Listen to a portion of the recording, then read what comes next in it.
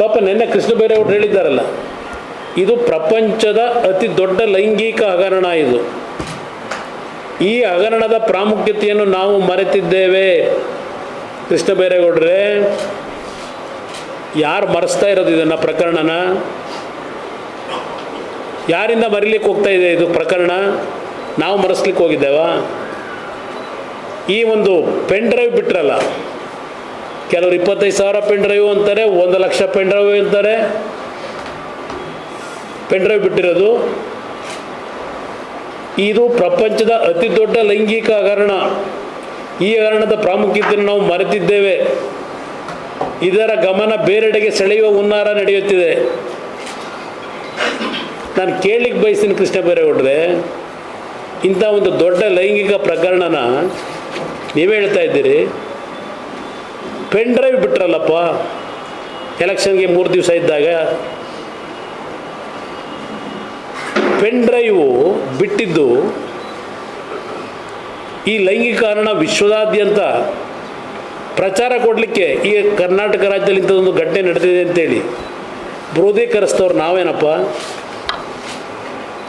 ಈ ಲೈಂಗಿಕ ಪ್ರಕರಣದ ಬಗ್ಗೆ ಏನು ಪೆನ್ ಡ್ರೈವ್ ಬೀದಿಯಲ್ಲಿ ಚೆಲ್ಲಾಟ ಹಾಕಿದ್ರಲ್ಲ, ಮಾಡಿದ್ರಲ್ಲ, ಇಡೀ ದೇಶದಲ್ಲಿ ನರೇಂದ್ರ ಮೋದಿ ಅವರನ್ನು, ಅಮಿತ್ ಶಾ ಅವ್ರನ್ನ ಪ್ರಶ್ನೆ ಮಾಡಿದ್ರಿ ಈ ಪೆನ್ ಡ್ರೈವ್ ಬಿಟ್ಟ ನಂತರ.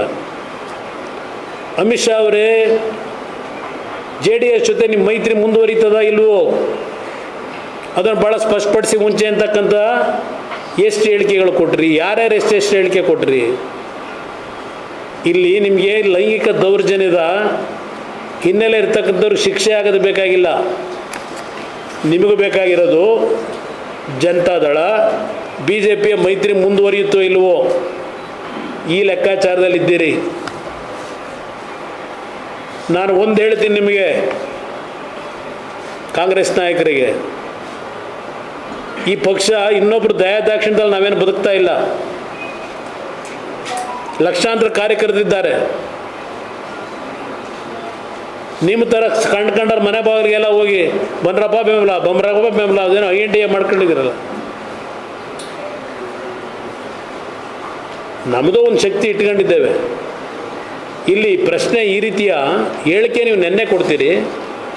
ಪೆನ್ ಡ್ರೈವ್ ಬಿಟ್ಟಿರೋದ ಬಗ್ಗೆ ಇಲ್ಲಿವರೆಗೆ ಅದನ್ನು ಬಿಟ್ಟಿದ್ದರಿಂದ ಯಾರ್ಯಾರಿಗೆ ಏನು ಅನ್ಯಾಯ ಆಗಿದೆ ಅನ್ನೋದು ಯೋಚನೆ ಮಾಡಿದ್ದೀರಾ? ಪಾಪ ಏನು ಭಾಳ ಮೊದಲನೇ ಬಾರಿಗೆ ಕಾಂಗ್ರೆಸ್ ನಾಯಕರುಗಳಿಗೆ ಹಿಂದೂ ಮಹಿಳೆಯರ ಬಗ್ಗೆ ಭಾಳ ಗೌರವ ಬಂದಿದೆ. ನಮಸ್ಕಾರ ಕೃಷ್ಣ ಬೈರೇಗೌಡರೇ. ಪ್ರಥಮ ಬಾರಿಗೆ ನಮ್ಮ ಹಿಂದೂ ಸಮಾಜದ ಹೆಣ್ಣು ಮಕ್ಕಳ ಮಾಂಗಲ್ಯದ ಹರಣದ ಬಗ್ಗೆ ಇಷ್ಟೊಂದು ದೊಡ್ಡ ಸಂಖ್ಯೆಯಲ್ಲಿ ಮಹಿಳೆಯರ ಮೇಲೆ ದೌರ್ಜನ್ಯ ಆಗಿದೆ. ಪಾಪ ರಾಹುಲ್ ಗಾಂಧಿಯವರು 400 ಅಂದರು, ನೀವು ಸಂಖ್ಯೆ ಹೇಳಲಿಲ್ಲ. ನೀವು ಕೃಷ್ಣ ಬೈರೇಗೌಡರೇ, ಅಲ್ಲಿ ಅವನ ಒಬ್ಬ ಅಲ್ಲಿ ಮೈಸೂರಿನ ಲೋಕಸಭಾ ಕ್ಯಾಂಡಿಡೇಟು, ಪಾಪ ನಾವು ಏಕವಚನದಲ್ಲಿ ಮಾತಾಡಬಾರ್ದು, ಅಲ್ಲೊಬ್ಬ ದೊಡ್ಡ ನಾಯಕರು 2900 ಘಟನೆ ಇದು ಹೆಣ್ಮಕ್ಳಿಗೆ ಆಗಿರೋದು ಅಂತ ಅವ್ರು ಹೇಳ್ತಾವ್ರು. ಬೆಳಿಗ್ಗೆ SIT ಕೊಟ್ಟು ಎಷ್ಟು ದಿನ ಆಗಿದೆ? ಈಗ ಎಷ್ಟು ದಿನ ಆಯ್ತಾನೆ SIT ಕೊಟ್ಟು? ಇಲ್ಲ, ಒಂದು 15 ದಿವಸ ಆಗಿರ್ಬೇಕು.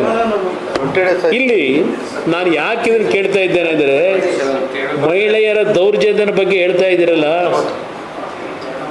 ಅಲ್ಲೆಲ್ಲೋ ನ್ಯಾಯದೊಂದು ಏನೋ ಆಯ್ತಲ್ಲ, ದೌರ್ಜನ್ಯ ಸಾಯಿಸಿದ್ರಲ್ಲ. ಏನು ಈ ರಾಜ್ಯದ ಎಲ್ಲ ಮಹಿಳೆಯರಿಗೆ ಭಾಳ ರಕ್ಷಣೆ ಕೊಟ್ಟು ಜೀವನ ಮಾಡಿಸ್ತಾ ಇದ್ದೀರಿ. ನಾನು ಇದನ್ನು ಲಘುವಾಗಿ ಹೇಳಲ್ಲ. ಈ ಲೈಂಗಿಕ ಪ್ರಕರಣದಲ್ಲಿ ಎಂಥ ದೊಡ್ಡ ವ್ಯಕ್ತಿನೇ ಇರಲಿ, ಎಂಥ ದೊಡ್ಡ ಸ್ಥಾನಮಾನದಲ್ಲೇ ಇರಲಿ, ಈ ಸತ್ಯಾಸತ್ಯತೆಗಳು ಇವತ್ತು ಹೊರಗೆ ಬಂದು ಅವನೆಂಥ ದೊಡ್ಡ ವ್ಯಕ್ತಿ ಇದ್ದರೂ ಶಿಕ್ಷೆ ಆಗಲೇಬೇಕು ಅಂತಕ್ಕಂಥದ್ರಲ್ಲಿ ನಿಮಗಿಂತ ಹೆಚ್ಚಿನ ಧ್ವನಿ ಎತ್ತಲಿಕ್ಕೆ ನಾನು ತಯಾರಾಗಿದ್ದೇನೆ ಕೃಷ್ಣ ಬೈರೇಗೌಡರೇ. ನಿಮಗಿಂತ ಧ್ವನಿ ಎತ್ತಲಿಕ್ಕೆ ತಯಾರಾಗಿದ್ದೇನೆ. ಒಂದು ನಿಮಗೆ ನೆನಪಿಸ್ಕೊಡ್ತೇನೆ ಈ ಸರ್ಕಾರಕ್ಕೆ,